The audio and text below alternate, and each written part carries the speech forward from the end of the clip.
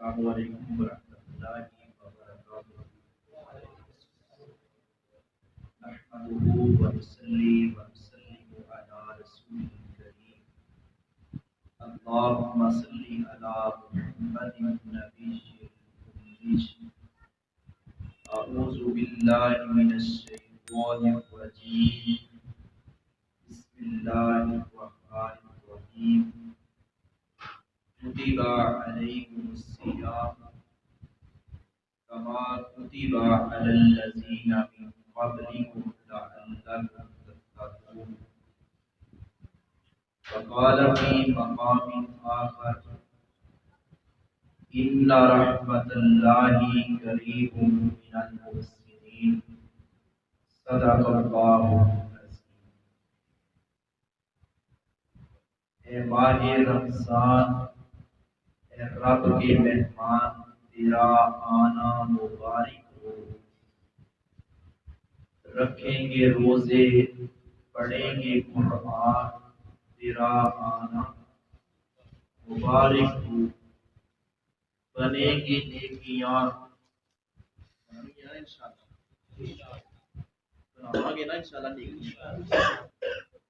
بنیں گی نیکیاں، چڑھ جائیں گے گناہ، تیرا آنا مبارک ہو۔ تو رحمت کا مہینہ ہے، تو بخشش کا پسینہ ہے، تیرا آنا مبارک ہو۔ اور یوں بھی کہوں گا، روزہ سے ضیا ملتی ہے قلب و نظر کو۔ ضیا کا مطلب آپ جانتے ہیں، روشنی کو کہتے ہیں، اور قلب یہ دل جس سے انسان کی زندگی وابستہ ہے۔ روزہ سے ضیا ملتی ہے قلب و نظر کو، مومن کے لیے چشمائے تنویر ہے روزہ۔ عزیز بھائیوں، انشاءاللہ الرحمن تھوڑے سے وقت میں کوشش کروں گا کہ یہ رمضان المبارک کی آنے والی بابرکت ساعتیں اور سعادتیں اس حوالہ سے گفتگو کروں کہ ہم اس سے فیض یاب ہو، ان آنے والی گھڑیوں اور آنے والے مہمان کی عزت اور تکریم کے لیے ہم کمر بستہ ہو جائیں، ہم ہوشیار ہو جائیں، ہمارے اندر تڑپ، جستجو، بلبلہ اور جذبہ جو ہے اس کو جلا بخشی جائے۔ اور اسی حوالہ سے ہمارے بھائی حافظ عبدالقادر محمدی حافظ اللہ نے یہ پروگرام ترتیب دیا ہے، مجھ طالب علم کو دعوت دی ہے۔ تو پیارے بھائیوں، یہ رمضان المبارک کا مقدس مہینہ ہمارے سلف صالحین، صحابہ کرام، تابعین، تبع تابعین، بعد میں آنے والے محدثین، علی حاصل قیاس جتنے بھی عظیم تر لوگ تھے، وہ رمضان المبارک کی آمد سے 2، 4، 5، 6 ماہ قبل یہ دعائیں کیا کرتے تھے، یہ التجائیں کیا کرتے تھے کہ اے اللہ ہمیں رمضان المبارک کی بابرکت گھڑیاں دیکھنی نصیب کر دے، ہمیں رمضان کے روزے رکھنے کی، رات کا قیام کرنے کی، قرآن کی تلاوت کرنے کی، صدقہ و خیرات کرنے کی، اور بالخصوص لیلۃ القدر پانے کی اور اس سے فیض یاب ہونے کی توفیق عطا۔ انشاءاللہ ہم فیض یاب ہوں گے، انشاءاللہ ہم فیض یاب ہوں گے انشاءاللہ۔ اور یہی وہ ماہ مقدس ہے کہ نبی اکرم صلی اللہ علیہ وسلم نے فرمایا تھا نبوت والی سچی زبان سے کہ لوگوں تمہارے پاس رمضان کا مہینہ آیا ہے، اس مہینہ میں، اس ماہ مقدس میں جہنم کے دروازے بند کر دیے جاتے ہیں اور ان میں سے کوئی دروازہ کھلا نہیں رہتا، اور جنت کے دروازے سارے کھول دیے جاتے ہیں، کوئی جنت کا دروازہ بند نہیں رہتا۔ شیاطین کو زنجیروں کے ساتھ جکڑ دیا جاتا ہے۔ اور یوں بھی روایت کے الفاظ ہیں، اگرچہ بعد میں آنے والے محققین نے اس روایت کا مصدوق بیان کیا ہے، لیکن ساتھ انہوں نے یہ بھی لکھا ہے کہ دوسری روایات سے اس کی تائید ہوتی ہے۔ یا باغی الشر اکثر، یا باغی الخیر اقبل، و یا باغی الشر اکثر، کہ اے نیکیاں کمانے والے، اے نیکیاں کمانے والے، نیکیاں کمانے میں آگے بڑھ، اے برائی کرنے والے، برائی کرنے سے باز آ جا، رک جا۔ پیارے بھائیو، یہ وہی مقدس مہینہ ہے کہ حضرت ابو ہریرہ رضی اللہ تعالیٰ عنہ بیان فرماتے ہیں کہ نبی اکرم صلی اللہ علیہ وسلم کے پاس دو بھائی آئے، یک وقت دونوں اسلام قبول کرتے ہیں۔ ایک ان میں سے زیادہ عبادت گزار تھا، دوسرا بھی عبادت گزار، لیکن ایک یوں سمجھیے کہ وہ نفل و نوافل میں بھی آگے تھا، کیوں فرض کے تو وہ لوگ اتنے پابند تھے، ان سے کوتاہی سرزد ہوتی ہی نہیں۔ دونوں میں سے جو زیادہ عبادت گزار تھا، اس نے میدان مقتل میں لڑتے ہوئے، دشمنان اسلام کو ناکو چنے چبواتے ہوئے، اسلام کا پرچم سر بلند کرتے ہوئے اپنی جان کی بازی لگا دی، شہید ہو گیا، شہادت کا رتبہ اور مرتبہ پا گیا۔ اور دوسرا بھائی وہ اس سے 1 سال بعد تک زندہ رہا، اور وہ اگلا خواب ہے حضرت طلحہ بن عبید اللہ رضی اللہ تعالیٰ عنہ۔ حضرت طلحہ بن عبید اللہ بیان فرماتی ہیں کہ میں نے خواب میں دیکھا کہ ان دو بھائیوں میں سے جو شہید ہوا ہے، جو عبادت میں بھی زیادہ تھا، اس کی نسبت جو بعد میں فوت ہونے والا ہے اور تبھی موت پر مرنے والا ہے، تبھی طور پر فوت ہونے والا ہے، عام موت پانے والا ہے، وہ میں نے دیکھا ہے کہ وہ اس شہید سے جو زیادہ عبادت گزار بھی تھا، اس سے پہلے جنت میں داخل ہو گیا۔ اس روایت کو امام بانی رحمت اللہ علیہ نے صحیح قرار دیا۔ تو نبی اکرم صلی اللہ علیہ وسلم سے حضرت طلحہ کہتے ہیں، صحابہ کرام کے ذہن میں بھی یہ خیال آیا، یہ اشکال اور اعتراض آیا، اللہ کے رسول، شہید کا اتنا مقام، یہ بعد میں کبھی موت پانے والا، عام موت پانے والا اور وفات پانے والا، یہ شہید سے اور اس شہید سے جو زیادہ عبادت گزار تھا اس کی بنسبت، اس سے پہلے یہ جنت میں پہلے کیسے پہنچا؟ نبی اکرم صلی اللہ علیہ وسلم نے فرمایا، کیا اس نے سال بھر زندہ رہا؟ کیا اس نے رمضان المبارک کے اس سے زیادہ روزے نہیں پائے؟ کیا اس نے سال بھر کی فرضی نمازیں نہیں پڑھی؟ یہ نمازوں کی برکت سے، یہ رمضان المبارک کے روزے رکھنے کی برکت سے، یہ شہید سے بھی 1 سال قبل جنت میں پہنچ گیا۔ کا مطلب یہ نہیں کہ شہید کا کوئی شاید مقام کم ہے، نہیں، یہ اہمیت بیان کی ہے رسول اکرم صلی اللہ علیہ وسلم نے، رمضان کے روزوں کی یہ اہمیت بیان کیا رسالت معاب صلی اللہ علیہ وسلم نے، فرضی نماز پڑھنے کی، اور اس روایت کو بھی ساتھ ملائے۔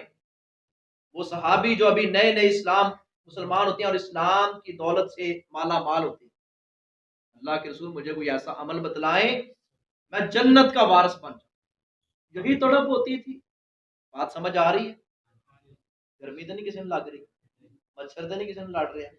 بس سنیں بات کو، سمجھیے اللہ کے رسول صلی اللہ علیہ وسلم نے فرمایا تھا، اور یہ شہید کا مقام بہت زیادہ آپ جانتے ہیں، شہید کا جو میدان مقتل میں اسلام کی سربلندی کے لیے لڑتا ہے، اس کا خون کا قطرہ گرنے سے پہلے اللہ رب العزت اس کے گناہوں کو معاف فرما دیتا ہے۔ لیکن یہ رسول اکرم صلی اللہ علیہ وسلم نے نمازی کی، نماز پڑھنے والے کی اہمیت، روزے رکھنے والے کی اہمیت بیان فرمائی ہے۔ وہ دیہاتی نے آ کر کہا، جو نئے نئے اسلام قبول کرتے ہیں، اللہ کے رسول ایسا عمل بتلائیں میں جنت میں داخل ہو جاؤں۔ نبی اکرم صلی اللہ علیہ وسلم نے فرمایا کہ اللہ کی عبادت کر، ولا تشرک به شیئا، اور اس کے ساتھ کسی کو شریک نہ ٹھہرا، اس کے سوا کسی کو یوں سمجھیے داتا نہیں کہنا، اس کے سوا کسی کو مشکل کشا نہیں کہنا۔ توحید تو یہ ہے کہ خدا حشر میں کہہ دے یہ بندہ دو عالم سے خفا میرے لیے تھا، اور یوں بھی کہا تھا، یوں بھی شاعر نے کہا تھا، توحید تو یہ ہے کہ خدا حشر میں کہہ دے یہ بندہ دو عالم سے خفا میرے لیے تھا، زبان سے کہہ بھی دیا لا الہ تو کیا حاصل، دل و نگاہ سے مسلمان نہیں تو کچھ بھی نہیں۔ یہ توحید ہے، اللہ کے ساتھ کسی کو شریک نہیں ٹھہرانا۔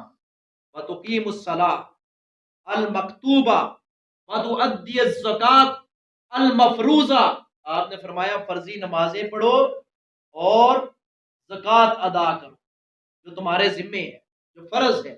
یہ موٹے موٹے رسول اکرم صلی اللہ علیہ وسلم نے احکامات اور فرائض گنوائے ہیں، آپ نے کوئی لمبے چوڑے وظائف نہیں بتلائے، آپ نے اس کے لیے یہ شرط نہیں لگائی کہ روزانہ آپ کو تہجد بھی پڑھنا ہوگی، اشراق بھی پڑھنا ہوگی، آپ کو شوال کے روزے بھی رکھنے ہوں گے، آپ کو عرفہ کا روزہ بھی رکھنا ہوگا، آپ کو عاشورہ کا روزہ بھی رکھنا ہوگا، آپ کو ہر سوموار اور ہر جمعرات کا روزہ رکھنا ہوگا، یا آپ کو ایام 20، 13، 14، 15 کا جو رسول اکرم صلی اللہ علیہ وسلم روزہ رکھا کرتے تھے ان روزوں کی پابندی کرنا ہوگی، یا صوم داؤدی کا پابند ہونا ہوگا؟ نہیں، رسول اکرم صلی اللہ علیہ وسلم نے موٹے موٹے فرائض گنوائے ہیں۔ نے کہا اللہ کے رسول اس ذات کی قسم ہے میں اس سے نہ کم کروں گا نہ زیادہ کروں گا۔ نبی اکرم صلی اللہ علیہ وسلم نے فرمایا تو میرے صحابہ اگر جنتی بندہ کسی نے دیکھنا ہے اس خوش نصیب کو دیکھ، ابھی عمل شروع نہیں کیا اس نے، لیکن نیت خالص تھی، اور پیارے نبی کو اپنے جان نثاروں پر یہ اعتماد تھا کہ یہ نیت کے کھوٹے نہیں ہے۔ اسی لیے تو رب عظیم نے فرمایا تھا رضی اللہ عنہم ورضوا، یہ شاگرد تھے رسول اکرم صلی اللہ علیہ وسلم، نیت کے اندر فطور نہیں تھا، خلوص تھا، ابھی نیک اعمال شروع نہیں کیے۔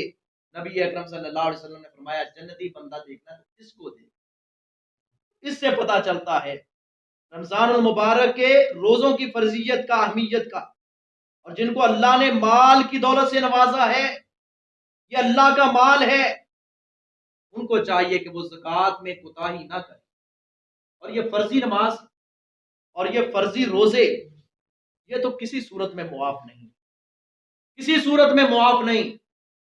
رمضان کے روزے آپ سفر میں ہوں، آپ حضر میں ہوں، گرمی کا موسم ہو، سردی کا موسم ہو، کرونا کی وبا ہو، کرونا سے اللہ بچا لے یا وبا نہ ہو، حالات کیسے میں ہوں، ڈیوٹی پہ جانا ہے یا نہیں جانا، مشقت والا کام کرنا ہے یا نہیں کرنا، لیکن روزے سے جان نہیں چھوٹے گی۔ یہ نہیں اب چھٹیاں ہیں جی، دفتر میں تو جانا نہیں، محنت مشقت والا کوئی کام نہیں، چلو اس سال ہم روزے رکھیں، نہیں، ایسا روزے کی معافی نہیں ہے۔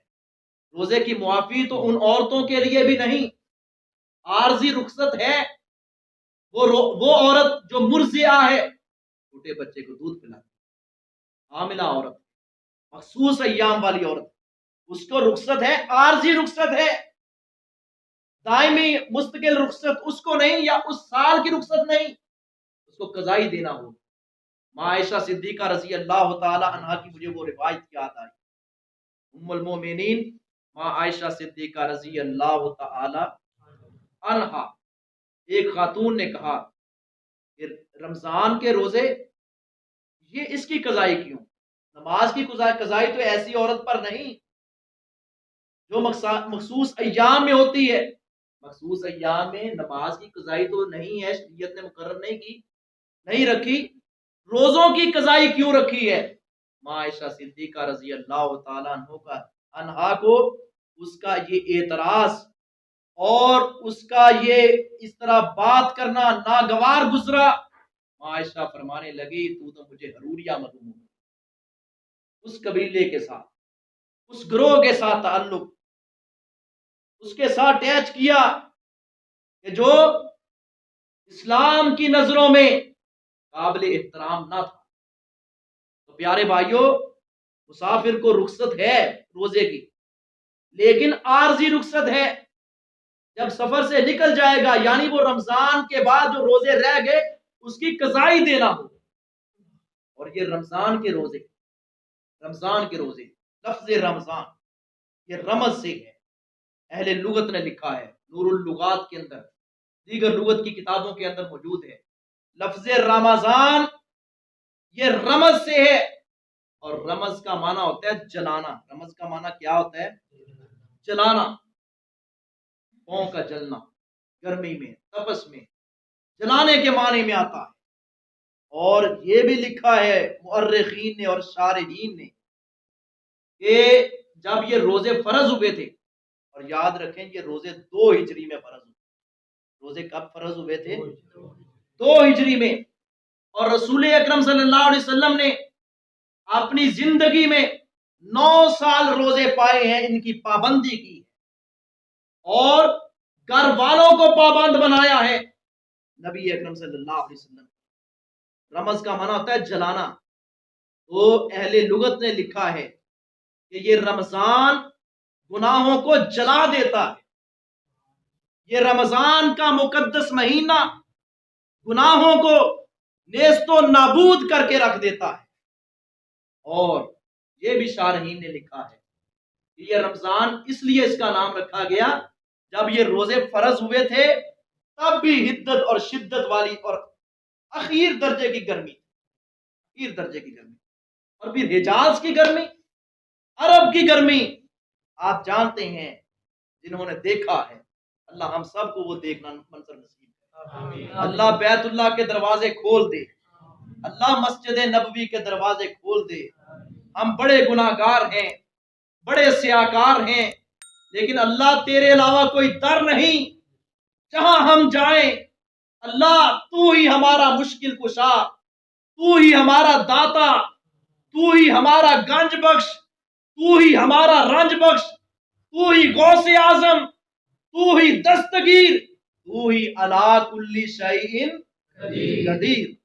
ہمارا یہ عقیدہ ہے، اللہ ہمارا یہ عقیدہ ہے کہ نبی بھی تیرے در کے سوالی تھے، نبیوں نے یہی عقیدہ سکھایا ہے.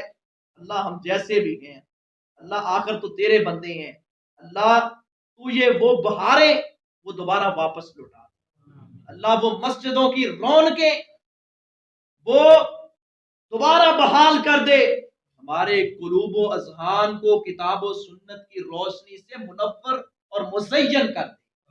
عرب کی گرمی، اور پھر گرمی رمضان کا مہینہ. اور یہ غزوہ بدر آپ جانتے ہیں یہ کس مہینہ میں پیش آیا تھا؟ رمضان میں. غزوہ بدر کس مہینہ میں پیش آیا تھا؟ رمضان میں.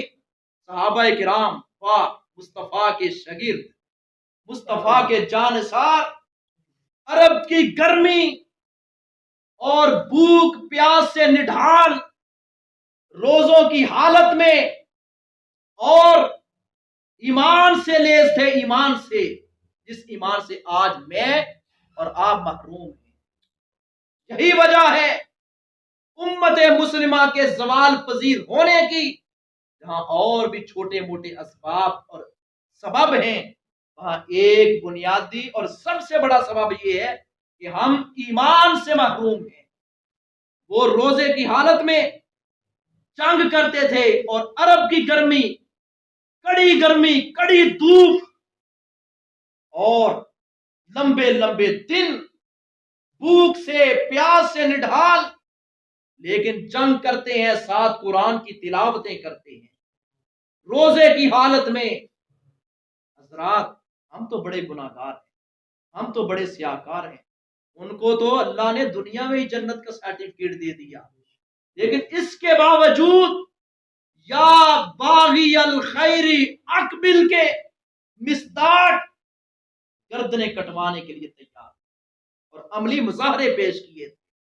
وہ جو اقبال نے کہا تھا نا، حضرت علامہ شہید کا بھی یہی آخری شعر تھا، کافر ہے تو شمشیر پہ کرتا ہے بھروسہ، مومن ہے تو بے تیغ بھی لڑتا ہے۔ اللہم ادخلہ جنت الفردوس۔ آمین۔ حضرات یہ توحید سے بھرا ہوا شعر اقبال کا، یہ توکل علی اللہ سے بھرا ہوا شعر علامہ اقبال کا، جو حضرت علامہ شہید کی زبان پر آخری وقت جاری تھا۔ یہی وجہ ہے اللہ رب العزت نے جنت البقیع کا داخلہ عطا فرمایا۔ توحید کی خاطر انہوں نے دن رات ایک کیا ہے۔ عرض کرنے کا مقصد یہ ہے، ایمان سے ہم محروم ہیں، ایمان سے پھر یہ طرح طرح کے بہانے، طرح طرح کے بہانے۔ لو جی میں مریض ہوں جی، مجھے بلڈ پریشر کا مریض ہوں، لوگ بہانے سوچ رہے ہیں، میں ہارٹ کا مریض ہوں، میں شوگر کا مریض ہوں۔ ہاں جو مریض ہیں اور واقعتاً ہیں یا انتہائی کمزور اور لاغر ہیں، شریعت ان پر جبر نہیں کرتی، شریعت تو کہتی ہے لا یکلف اللہ نفسا الا وسعها، اللہ کسی کو اس کی وسعت سے زیادہ تکلیف نہیں دیتا۔ مگر چھوٹے چھوٹے بہانے، چھوٹے چھوٹے بہانے۔ ہم نے تو ایسے لوگوں کو بھی دیکھا ہے جو شوگر کے مریض ہیں، بلڈ پریشر کے مریض ہیں، یقین جانیے آپ بھی دیکھتے ہوں گے، یقیناً اہل ایمان اگرچہ کم ہے اس دور میں، لیکن مثالیں موجود ہیں، ناپید ہونے والی بات نہیں، مثالیں موجود ہیں۔ کہتے ہیں قاری صاحب شوگر کے مریض ہیں، روزہ رکھ لیتے ہیں، شوگر بھی کنٹرول پہ آ جاتا ہے۔ بلڈ پریشر کے مریض ہیں، روزہ رکھ لیتے ہیں، بلڈ پریشر کنٹرول ہو جاتا ہے۔ یہ میرے گردے میں ہلکی سی ایک پتھری ہے، ہلکی سی۔ وہ ایک ڈاکٹر صاحب کہنے لگے پچھلے رمضان کی بات ہے، مولوی صاحب تسی روزہ نہ رکھو جی تو اللہ نے رخصت دی۔ میں کہا مینوں کی ہے، اس طرح کے بہانے ہم ٹٹولنے لگے تو پھر کیا بنے گا ہمارا؟ ہم تو پہلے ایمان سے محروم ہیں۔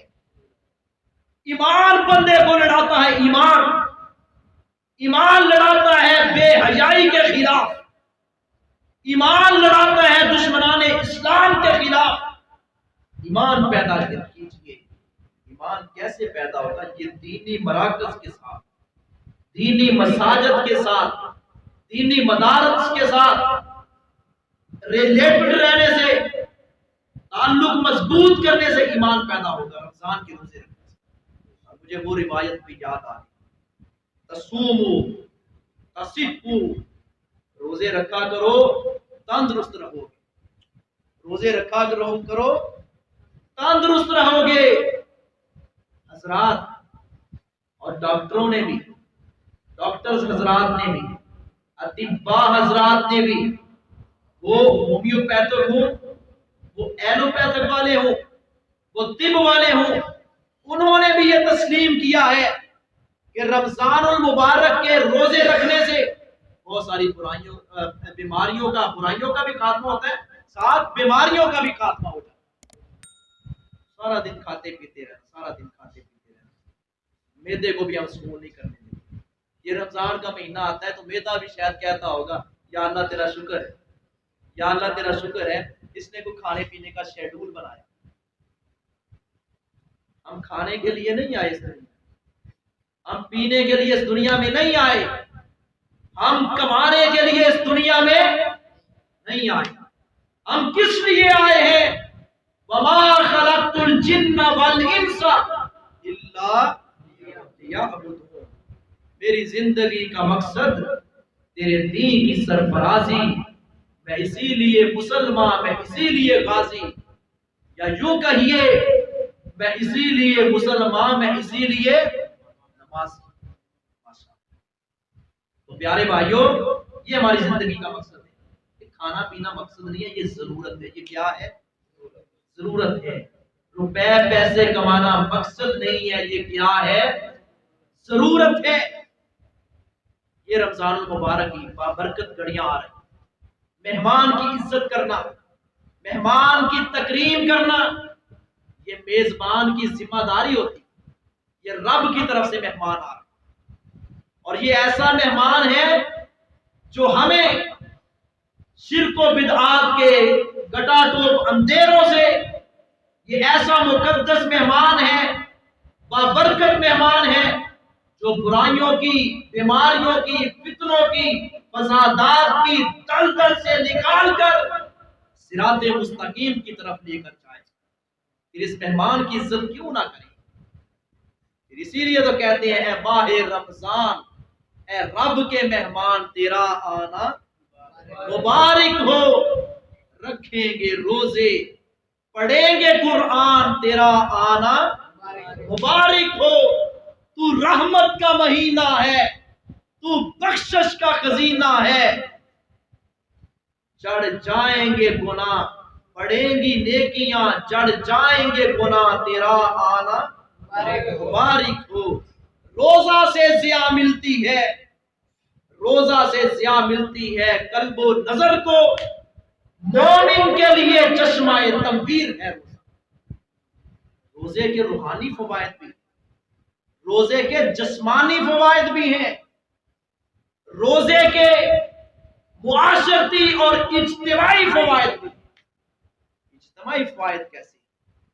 یہ روزہ اجتماعیت کا درس دیتا ہے، اسی طرح نماز بھی اجتماعیت کا درس دیتا ہے، اور حج بھی اجتماعیت کا درس دیتا ہے. حج ہو یا عمرہ، یہ بھی اجتماعی. اسلام کی یہ جمیع عبادات یہ اجتماعیت کا، اکٹھ کا، اتفاق کا، اتحاد کا درس دیتی. صحابہ کرام کے دور میں زکوٰۃ کا نظام بھی اجتماعی نظام، اجتماعیت میں، اکٹھ میں، اتفاق و اتحاد میں برکت. مسلمان ایک ہی دن روزہ شروع کرتے ہیں اور ایک ہی دن ختم کرتے ہیں اور عید الفطر مناتے ہیں. یہ اجتماعیت ہے. اس سے مسلمانوں کی شان و شوکت میں اضافہ ہوتا ہے، کفر پر رعب اور دبدبہ پڑتا ہے. اس روزے کے بڑے فوائد، جسمانی فوائد بھی، روحانی فوائد بھی، اجتماعی فوائد بھی. کس کس فائدے کا ذکر کریں؟ یہ تو روزہ اتنا بابرکت عمل ہے. حضرت صحابی رسول آئے رسول اکرم صلی اللہ علیہ وسلم کے پاس آ کر عرض کی، پیارے نبی حضرت ابو امامہ باہلی رضی اللہ تعالیٰ عنہ ایسا عمل بتلائیں، ایسا عمل بتلائیں. حضرت ابو امامہ باہلی رضی اللہ تعالیٰ عنہ کہتے ہیں کہ اللہ کی نظروں میں ان کے کہنے کا مطلب ہے میں محبوب بن جاؤں جو میرے لیے کارگر ثابت ہو. یہ مفہوم کچھ عرض کر رہا ہوں. اگلے حدیث کے الفاظ میں نبی اکرم صلی اللہ علیہ وسلم نے اس صحابی کو جانا، دیکھا اور اس کو بڑی پیاری نصیحت فرمائی. اور پیارے نبی صلی اللہ علیہ وسلم ان نفوس قدسیہ کی نفسیات کو جانتے تھے. پیارے نبی صلی اللہ علیہ وسلم نفسیات جاننے والے تھے. آپ بہت بڑے طبیب بھی تھے، حکیم بھی تھے اور نفسیات کے ماہر تھے. اللہ نے تمام اوصاف پیارے محمد کے اندر جمع فرما دیا. حسنت جمیع خصالہ صلو علیہ وآلہ. قدم قدم پہ برکتیں، نفس نفس پہ رحمتیں، جہاں جہاں سے وہ شفیع آسیہ گزر گیا. جہاں نظر نہیں پڑی وہیں ہے رات آج تک، وہیں وہیں سحر ہوئی جہاں جہاں سے محبوب دو جہاں گزر گیا. نبی اکرم صلی اللہ علیہ وسلم صحابہ کرام کی نفسیات کے مطابق علاج اور نصیحت کیا کرتے. حضرت ابو امامہ باہلی کہتے ہیں مجھے کوئی نصیحت کریں، کوئی عمل ایسا بتلائیں جو میرے لیے فائدہ مند. آپ نے فرمایا علیک بالصوم، روزے کو لازم کر لو.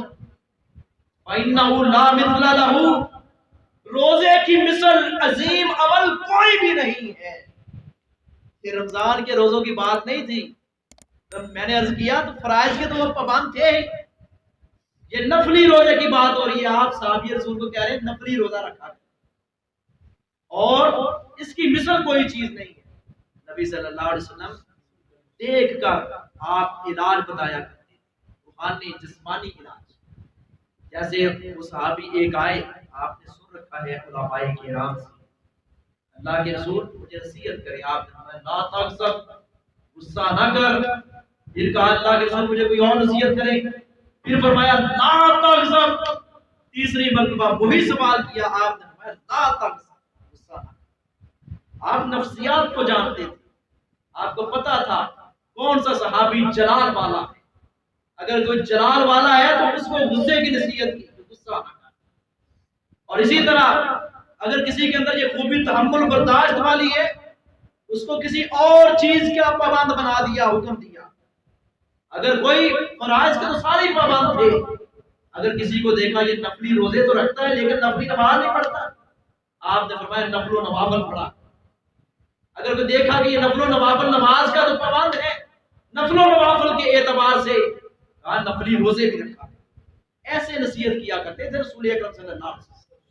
روزے کی مثل کوئی چیز نہیں ہے۔ مجھے وہ پیاری روایت یاد آ گئی، پیارے محبوب جناب محمد صلی اللہ علیہ وسلم نے فرمایا کہ جب بندہ مومن ایک روزہ لوجہ اللہ، اللہ کی رضا کے لیے ایک روزہ رکھ لیتا، ایک روزہ، آپ سنیں توجہ سے، ایک روزہ رکھنے کی برکت سے اللہ اس خوش نصیب کے چہرے کو جہنم کی آگ سے اتنا ہی دور کر دیتا ہے جتنا 70 سال کی مسافت کا فاصلہ ایک روزے کا۔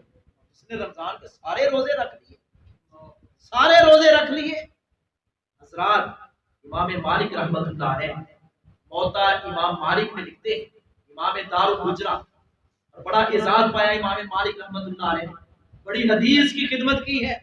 مجھے امام مالک کی یہ بات یاد آئی، میں اگلی بات کرنے سے پہلے عرض کروں، جب رمضان المبارک کا مقدس مہینہ آ جاتا، یہ حدیث کا خادم، یہ محدث عظیم، محدث اعظم امام مالک رحمت اللہ تعالی علیہ حدیث کی بجائے رمضان المبارک میں زیادہ سے زیادہ قرآن کی تلاوت کرتے بھی تھے اور سننا بھی اپنے لیے احساس میں۔ یہ رمضان کا مہینہ قرآن کا مہینہ بھی ہے، رمضان کا مہینہ قرآن کا مہینہ بھی ہے، اور رمضان اور قرآن کا آپس میں بڑا گہرا تعلق ہے۔ ابھی سے شیڈول بنائیں اپنا، یہ رمضان کا مہینہ آ رہا ہے نا، جو سمجھدار ہیں وہ لوگ کہتے کھجور پائی مہنگی ہو جانی، انہیں خرید، اور حقیقت بات ہے، آپ جانتے ہیں ایسا ہوتا ہے، روزوں سے ایک دو دن پہلے وہ ریٹ اور زیادہ بڑھ جاتا ہے، یا چینی خریدنے گرمی آ رہی ہے، مشروب پیئیں گے، افطاری کریں گے، وہ ہم سارا کچھ لسٹیں بناتے ہیں، سب کچھ راشن وغیرہ اکٹھا کرتے ہیں، ہم سوٹ سلاتے ہیں، عید کی تیاری کرتے ہیں، اپنا شیڈول بناتے ہیں، یا گھر میں مہمان آنا ہو تو ہم کتنا کچھ کرتے ہیں، کیا کیا پاپڑ بیلتے ہیں۔ یار اس مہمان کی کوئی تعظیم نہیں، جس مہمان نے ہمیں پکڑ کر جنت میں لے کر جانا، اس مہمان کی کوئی تقریب نہیں۔ پیارے نبی نے فرمایا تھا کہ یہ دونوں شفاعت کریں گے، یہ دونوں سفارشی بن کر آئیں گے۔ کون کون سے دو سفارشی ہوں گے ہمارے؟ ایک رمضان اور دوسرا، ایک رمضان اور دوسرا قرآن۔ پھر کیوں نہ ہم ان کی عزت اور تکریم کے لیے، ان کی عزت و تکریم رہے گی ہم کریں یا نہ کریں، ان کی عزت تکریم تو رہے گی ہم کریں یا نہ کریں۔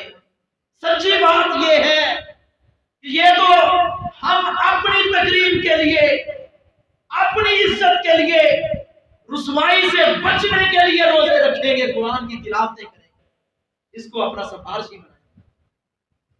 یہ تو بہانہ بنا ہے کہ اس مہمان کی عزت کریں، اس مہمان کی عزت کریں، گھر میں بڑی صفائی کرتے ہیں، سارا کچھ کرتے ہیں۔ یار اجنبی بندہ آ رہا ہے، پہلی دفعہ آ رہا ہے، بیٹی کا رشتہ دیکھ، یار کہیں ایسا وہ ہمارا منظر نہ کوئی دیکھے، کوئی عیب نہ دیکھے۔ یہ رمضان المبارک کا مقدس مہینہ آ رہا ہے، اپنے دل کو پاک کریں عیوب و نقائص سے۔ یہ رشتہ داروں کے بارے میں، محلہ داروں کے بارے میں، دوست و احباب کے بارے میں تو دل کے اندر کینہ ہے، بغض ہے، کدورت ہے، نفرت ہے، میل کچیل ہے، اس کو نکال کر باہر ہے، تب یہ روزے ہمیں فائدہ دیں گے، تب یہ نمازیں ہمیں فائدہ دیں گی، وگرنہ یہ ساری عبادات منہ پر ماری جائیں گی۔ کیوں؟ پیارے نبی صلی اللہ علیہ وسلم نے فرمایا تھا اللہ چاہے تو کل قیامت کے دن حقوق اللہ میں کمی بیشی معاف کر دے، لیکن اللہ رب العزت نے حقوق العباد معاف نہیں کرنے جب تک وہ کل کا بندہ معاف کرے۔ یہ روزے حدیث قدسی سنیں، پیارے نبی جناب محمد صلی اللہ علیہ وسلم نے فرمایا تھا، حدیث قدسی ہے، رب العالمین نے فرمایا الصوم لی وانا اجزی بہ، لوگوں یہ روزہ میں رب العالمین کے لیے ہے، اس کی جزا اور بدلہ بھی میں رب العالمین عطا کروں۔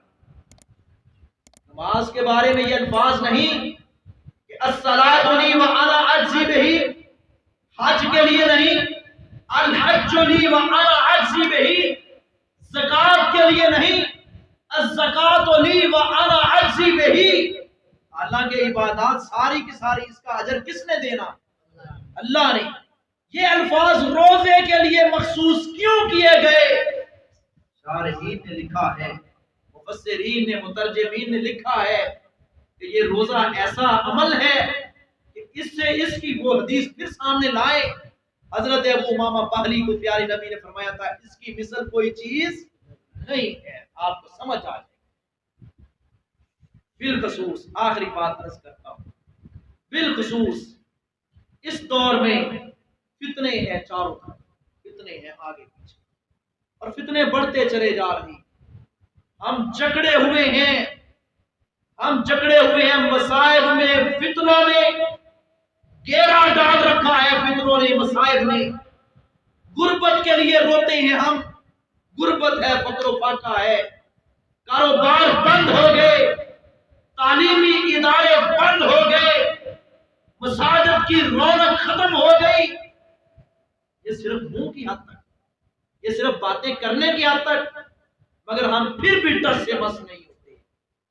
قرآن اللہ کا گھر میں ہے مگر ہم پڑھتے نہیں، ذرا بھی اللہ کا خوف ہم کرتے نہیں، زلزلوں کے جھٹکوں سے اٹھ جاتے ہیں فوراً، سن کر اذان کبھی ہم اٹھتے نہیں، ہمیں آتی ہے مصیبت تو یاد آتا ہے اللہ، وگرنہ ہم سر سجدے میں رکھتے نہیں۔ اور اس دور کو دیکھیں، اس دور میں ہماری جو کرتوتیں ہیں، اس میں میں اور آپ ملوث، ہمیں تو پھر بھی اللہ نے توفیق دی، آپ خوش نصیب بھی کہ آپ سننے کے لیے بیٹھے۔ فکر کریں اپنے بھائیوں کی، فکر کریں اپنی بہنوں کی، اپنی بیٹیوں کی، اپنے والدین کی، اپنے محلہ داروں کی۔ پوچھا جائے گا کلکم راعٍ وکلکم مسئول عن رعیتہ، پوچھا جائے گا قوا انفسکم واہلیکم النار، اپنے آپ کو اور اپنے اہل و عیال کو جہنم کی آگ سے بچا لو، جہنم کی آگ سے بچا لو۔ ہم جائزہ لیں اپنے آپ کا، اب تو زیادہ ضرورت ہے استغفار کرنے کی، اب تو زیادہ ضرورت ہے ہاتھ اٹھانے کی، گریہ زاری کرنے کی، اللہ رب العزت کے آگے رونے کی، کرلانے کی، خلوت اختیار کرنے کی اور خلوت میں رب کو منانے کی، اب تو زیادہ ضرورت ہے۔ اور اللہ کا وعدہ ہے جو قوم استغفار کرتی ہے اللہ اس پر کبھی اپنا عذاب نہیں بھیجا۔ ہم استغفار نہیں کرتے، یا کرتے ہیں وہ زبان سے کرتے ہیں، دل ساتھ نہیں دیتا، برائی بھی کر رہے ہیں، استغفار بھی کر رہے ہیں، استغفار کے ساتھ استہزاء اور مذاق۔ برائی چھوڑیے، ترک کیجیے۔ کئی بندے کہتے ہیں وہ دیکھو جی اپنے آپ کو کچھ فہمی میں لوگوں نے مبتلا کر رکھا، وہ دیکھو جی فاحشہ عورت کو اللہ نے معاف نہیں کر دیتا، اللہ کی رحمت بہت ہے، کوئی شک نہیں اللہ نے اس کو معاف کر دیا، کوئی شک نہیں کہ اللہ کی رحمتیں بہت وسیع، کوئی شک نہیں کہ اللہ نے 99 افراد کے قاتل کو اللہ نے معاف کر دیا۔ لیکن ان روایات کو بھی سنیے کہ وہ عورت جس نے بلی کو بھوکے باندھے رکھا جہنم کا ایندھن بن گئی، وہ دوسری خاتون جس کی زبان سے اس کے ہمسائے اس کے شر سے محفوظ نہیں تھے، پیارے نبی نے فرمایا، حالانکہ وہ عورت کون تھی؟ صرف رمضان کے نہیں، نفلی روزے بھی رکھتی تھی، صرف فرضی نماز نہیں، نفل و نوافل اور تہجد و اسرار کا اہتمام کیا کرتی تھی، صرف فرضی زکات نہیں بلکہ نفلی روزے، نفلی زکات، صدقہ، نفلی صدقہ و خیرات بھی کیا کرتے تھے۔ لیکن آپ نے فرمایا ہی فی النار، یہ جہنم میں جائے گا۔ کیوں؟ اس کی زبان سے اس کے ہمسائے تھا، یعنی اللہ پکڑنے پہ آئے تو چھوٹی سی بات پہ پکڑ لے، اللہ چھوڑنے پہ آئے تو کبیرہ گناہ پہ بھی معاف کر۔ لیکن کسی کے پاس گارنٹی ہے کہ اللہ نے مجھے معاف کر دینا؟ ہمیں یہ تو یاد ہے کہ اللہ کی رحمتیں بہت زیادہ، اس میں کوئی شک نہیں، لیکن یاد رکھے ان رحمت اللہ قریب من المحسنین، اللہ کی رحمت نیکی کرنے والوں کے قریب ہے، اللہ کی رحمت نیکی کرنے والوں کے قریب ہے، اللہ کی رحمت زانیوں کے قریب نہیں، اللہ کی رحمت شرابیوں کے قریب نہیں، اللہ کی رحمت قاتلوں کے قریب نہیں، اللہ کی رحمت رشتہ داروں کے حقوق غصب کرنے والوں کے قریب نہیں، اللہ کی رحمت ان کے قریب نہیں جو ظالم ہے، فاسق ہے، فاجر ہے۔ اللہ کی رحمت کن کے قریب ہے؟ نیکی کرنے والوں۔ یہ تو یاد رکھتا ہے قرآن میں افراد کے قاتل کو معاف، یہ نہیں یاد رکھتے ان بطش ربک لشدید، اللہ کی پکڑ بھی بڑی سخت ہے۔ نبی عبادی انی انا الغفور الرحیم، نبی عبادی انی انا الغفور الرحیم۔ بات سمجھ آ رہی ہے؟ بس یار 2 منٹ لینے پڑے، لے لیے 2 منٹ، 2 منٹ لے لیے یار، سارے نہیں بول رہے۔ نبی عبادی انی انا الغفور الرحیم وان عذابی هو العذاب العلیم۔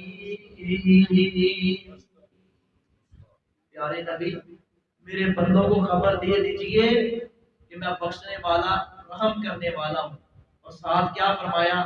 میرے بندوں کو یہ بھی خبر دے دے میرا عذاب دردناک عذاب، وَأَنَّ عَذَابِي هُوَ الْعَذَابُ الْعَلِيمُ۔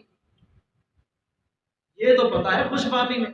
تو دیکھو جی، میں جن نماز میں کوئی کمی کوتاہی ہو جاتی ہے نا، کوئی گل نہیں، میں غریبانہ تعاون بھی تو اتنا کرتا ہوں نا، میں بڑے خدمت خلق دے ادارے بنائے، میں ہاسپٹل بنا لیتا، میں کلینک بنا لیتا، میں واٹر فلٹر دا پلانٹ بنا لیتا، میں جنت دا ٹھیکیدار نہیں۔ یہ خوش فہمی میں اپنے آپ کو مبتلا کر، خوش فہمی میں مبتلا نہ ہو۔ صحابہ کرام عظیم لوگ تھے لیکن خوش فہمی میں مبتلا نہ تھے۔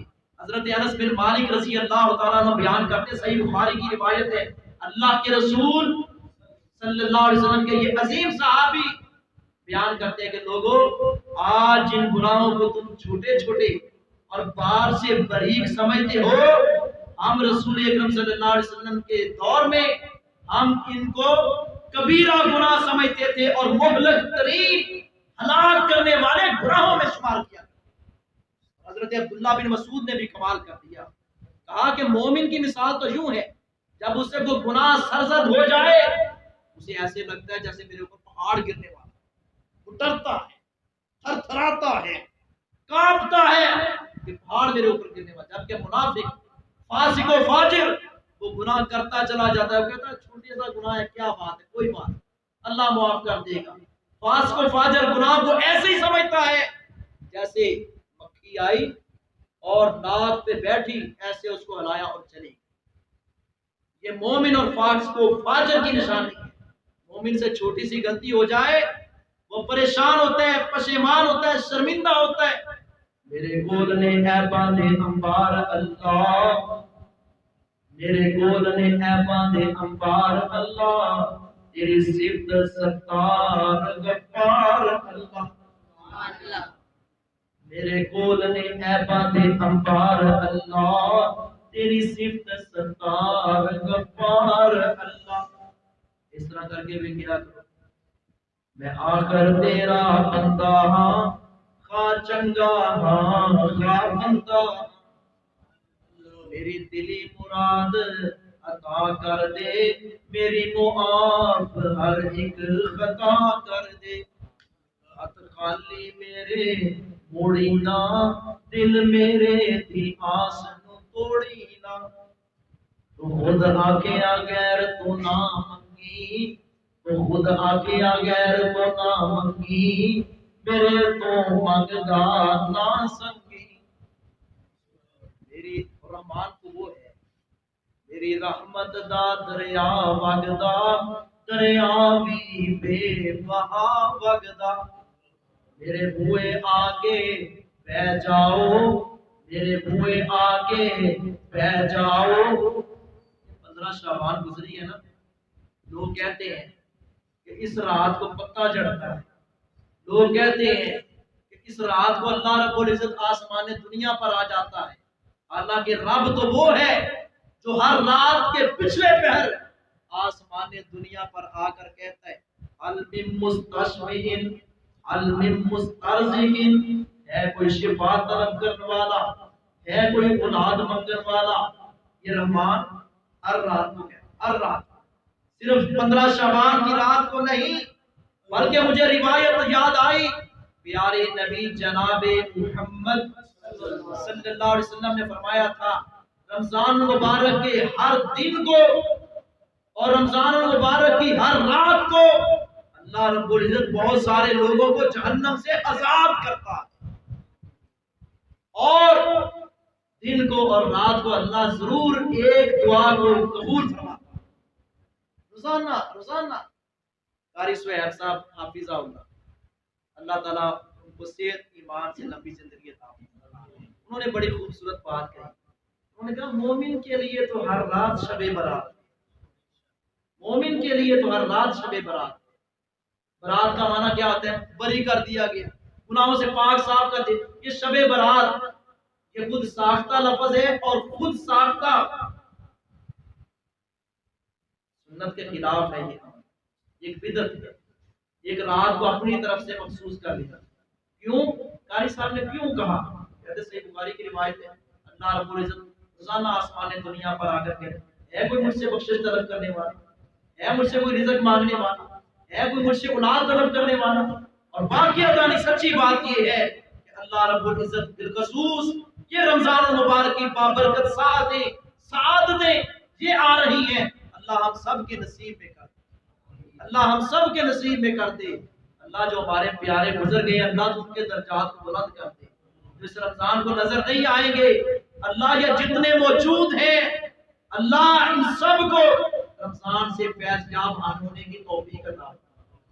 تو پیارے بھائیوں، رمضان المبارک کے مہینہ میں بالخصوص اللہ رب العزت نے یہ رحمت کے دروازے کھول رکھے ہیں، پھر اللہ سے معافی مانگے صدق کے دل کے ساتھ، سچے دل کے ساتھ۔ یہ ہمارے یہاں جو تقسیم ہے نا، یہ پہلا اشرا جو ہے رحمت کا ہے، دوسرا مغفرت کا ہے، تیسرا جہنم سے آزادی کا ہے۔ یہ روایت سند کے اعتبار سے صحیح نہیں ہے، انتہائی کمزور ترین ہے۔ سارا مہینہ ہی رحمت کا ہے، سارا ہی مہینہ ہی مغفرت کا ہے، سارا مہینہ جہنم سے آزادی کا ہے۔ اللہ نے کوئی دن یا کوئی رات اس میں جو ہے نا وہ مغفرت کے لیے خاص نہیں کی۔ یہ تو بڑا ہی بابرکت مہینہ ہے۔ بد نصیب ہے وہ شخص جو رمضان المبارک کی بابرکت گھڑیاں پائے لیکن اس سے فیض یاب نہ ہو۔ اللہ سے دعا ہے اللہ عمل کرنے کی توفیق عطا فرمائے۔ وما علیہ الا البلاغ۔ یا ربی لک الحمد کما ينبغي لجلال وجهك وعظیم سلطانك۔ اللهم صل على محمد وعلى آل محمد كما صليت على إبراهيم وعلى آل إبراهيم إنك حميد مجيد۔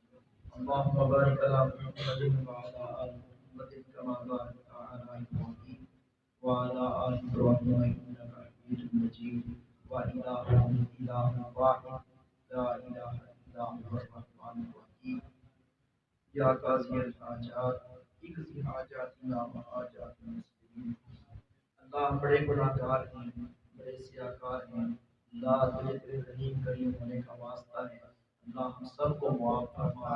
اے اللہ تو جبار ہے، تو قہار ہے، اللہ تیرے پاس ہی سارے اختیارات ہیں، اللہ ہم تو تیرے کمزور بندے ہیں، تیرے در کے سفیر ہیں اللہ، سوالی ہیں، فقیر ہیں، اے اللہ ہم سب کو معاف فرما، اے اللہ رمضان المبارک کی بابرکت گھڑیاں دیکھنی نصیب کر دے، قدر کرنے کی توفیق عطا فرما، اے اللہ اپنی رضا کے لیے، اپنی خوشنودی کے لیے روزے رکھنے کی، رات کا قیام کرنے کی، قرآن کی تلاوتیں کرنے کی، قرآن کو سمجھنے کی، صدقہ و خیرات کرنے کی، اللہ یہ تمام سعادتیں حاصل کرنے کی توفیق عطا فرما، اے اللہ یہ وبائیں، یہ بلائیں، یہ مصیبتیں، یہ بیماریاں یقیناً یہ ہماری بدعمالیوں کا نتیجہ ہے، اللہ یہ فتنے ہماری بدعمالیوں کا نتیجہ ہے، اللہ تو ہم سب کو معاف فرما دے، اے اللہ تو ہمارے گناہوں کی طرف نہ دیکھ، اللہ تو اپنی رحمت کی طرف دیکھتے ہوئے اللہ ہم سب کو معاف فرما دے، اے اللہ یہ وبا اللہ